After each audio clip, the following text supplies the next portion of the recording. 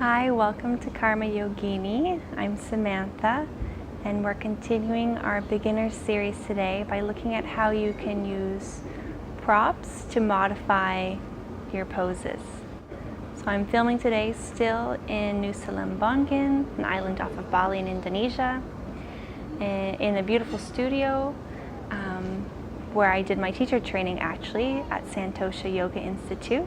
Above us is a beautiful Ganesha, so a Hindu god who is the remover of obstacles.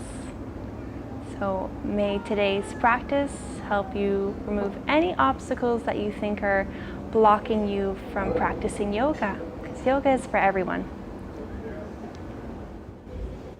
So we're going to start by looking at some props that you can use to help support you in an easy seated position. So first, it's good to have your hips above your knees, okay?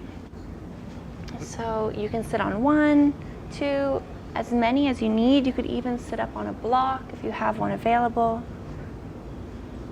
till it feels comfy to you. This also helps to support your neutral pelvic alignment. So if you sit near the edge of the cushions, it'll help you not be too far forward and too far backward. It'll help support that neutral alignment. Then you can play around with how you have the feet crossed. So here, I have one foot in front of the other. You could also have the feet under the knees. And maybe, if this is really uncomfortable, you could sit in a kneeling pose, or even go ahead and grab a chair. There's nothing wrong with sitting up in a chair. Continuing in the cross-legged pose though, if you have very tight hips, your knees are likely going to be off the floor. Okay, and it'll be very hard to relax. Your muscles will be gripping to hold them up there. So you just grab cushions or blocks, whatever you have, and you place them under the thighs and knees to support you. And now I can release the muscles and they're relaxed. Then, if you are in a kneeling pose, like so, you might want to place a cushion under the knees or fold your mat. And I also like to sit on a cushion.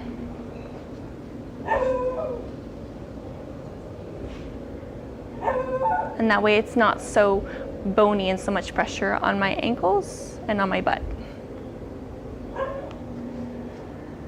And again, if those two variations aren't an option for you, then you can just find yourself a chair and sit there. So from there, we'll look at some variations for forward folds. So if you're in a seated forward folds, again, you can have the cushion underneath to help tilt your pelvis, sitting on the edge. And then you want to bend the knees. So when we come forward in a forward fold, we want to go as far as we can, maintaining the neutral spine, our yogi posture. And we want to be able to rest the torso onto the thighs. So we bend the knees as much as we need to make it, okay? So we don't want to be out here all rounded, okay? I've been doing yoga for 12 years and I'm still here, and that's okay. That's what my body needs, and that's what feels good. And then you could also grab a strap or belt, anything, to wrap around the feet near the middle so that it doesn't sling back and hit you in the face. And we can use that to help support us in the position. Ideally, we also keep the elbows by our torso. It'll help us to maintain that neutral alignment. And if you were in a standing forward fold, the same principles apply. So from standing, you would inhale, engage your pelvic floor, exhale, contract your lower abs. You bend the knees as much as you need to. You maintain the neutral spine, and you fold forward until your thighs touch your torso, and then you let the head go. So you bend your knees as much as you need to feel comfortable here. And maybe you need to chill out here. Maybe they won't even reach the thighs. Maybe the torso doesn't meet. Okay? So then you just chill up here as you develop that flexibility over time.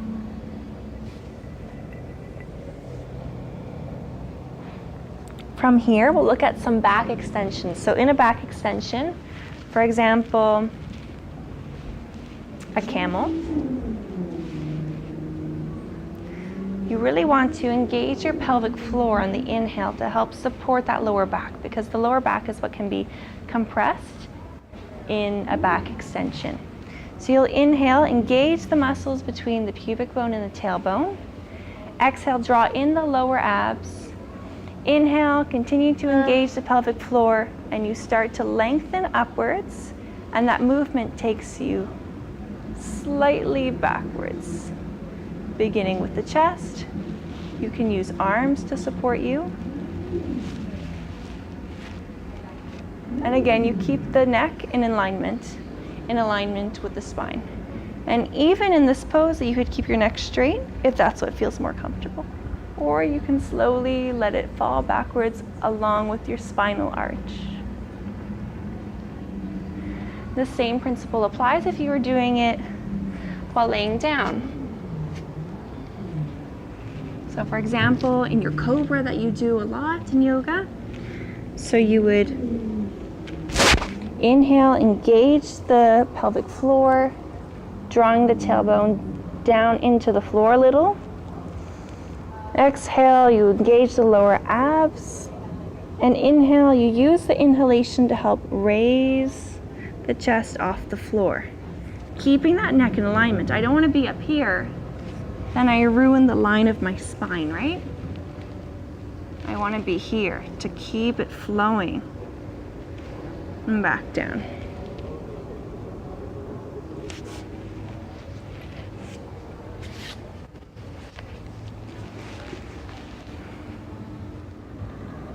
We'll continue with some balancing postures now. So we'll use tree pose as an example.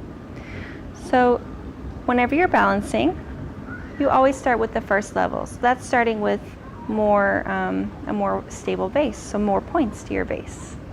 So I start with my toes touching. And once I feel stable here, then I can progress and go to the next step. And when you're balancing, you always want to find that focus point. It's called a drishti. Something that's not moving, and it becomes your anchor. Again, if you feel stable there, then and only then do you move on.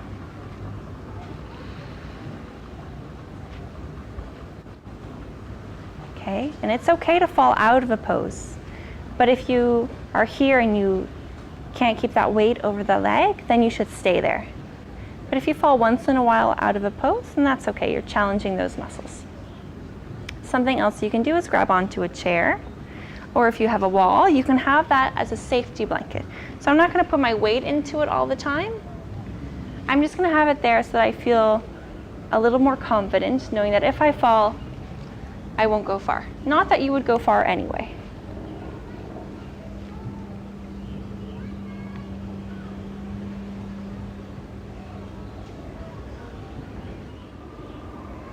So let's take a look at a few variations for inversions. So two of the popular ones are headstand and shoulder stand. We'll start with a shoulder stand. So the first variation of that is either resting with your legs up the wall, or you take a cushion or a block and you place it under the butt, under the sit bones, and you just chill here. That would be your first variation. And this, you're getting the same benefits. So we're allowing the blood to come down, all the liquids. Very soothing for the nervous system. Then another variation is you roll up only to so that the feet are above the head. And you're just supporting the butt. Or like right at the hips.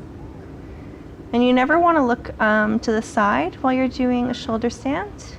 And finally, that full variation, you're trying to get a straighter line using that pelvic floor to really help support the body.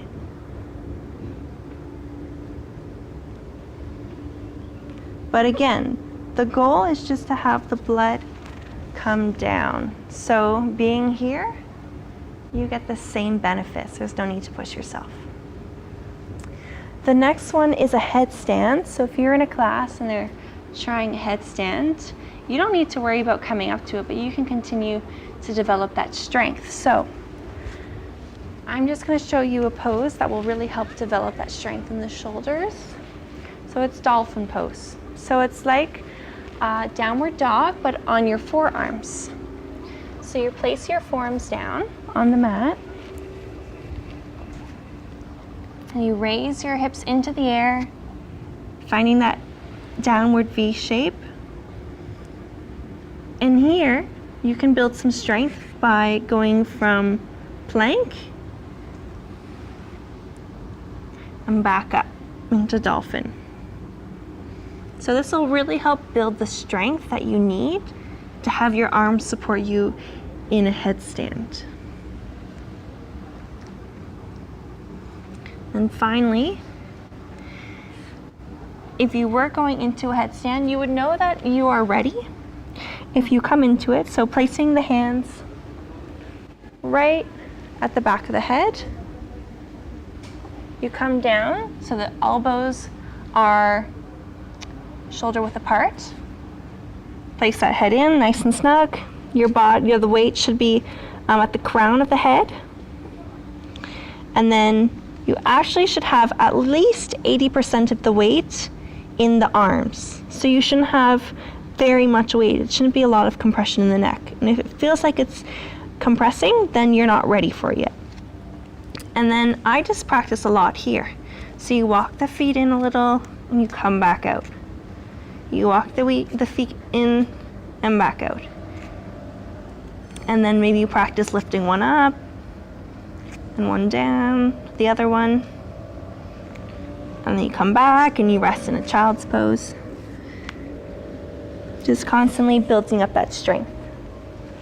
And if you felt like you were ready to give it a shot, I like to do it with my back towards the wall, just for that security blanket. But again, you don't do it unless that you feel like most of your weight is in your arms. And finally, we're going to talk about supine positions, so laying down. So the number one thing is, if you have any lower back pain, it's nice to have your knees bent. So you can grab cushions and you place them under the knees in your supine position.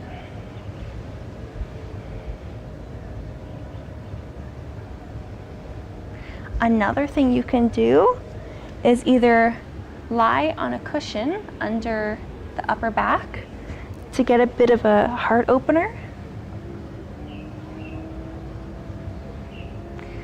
And you could even lie on the block and it'll be an even deeper heart opener, either flat like this or up this way, which will be a bit deeper. So you start with the first one. You see how it feels, you find where it's at. So it should be level with if you're a woman, with your bra line. And if not, just a little bit under the shoulder blades. Here would be one option. And the second option that I really like is like so, and this will rest right along your spine. So you match it up again, like with where your bra would sit, and then you roll back onto it. You can have another one here if you don't want your neck to go far back, or you just allow it to open, a bit like a fish pose, supported fish.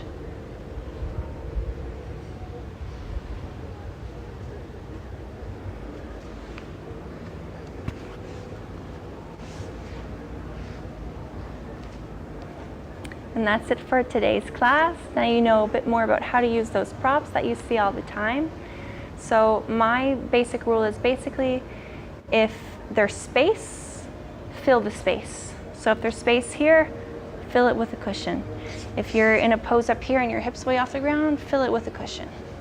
Okay? Again, thank you for joining me on Karma Yogini. I'm Samantha, and I'll see you for the next video. Namaste.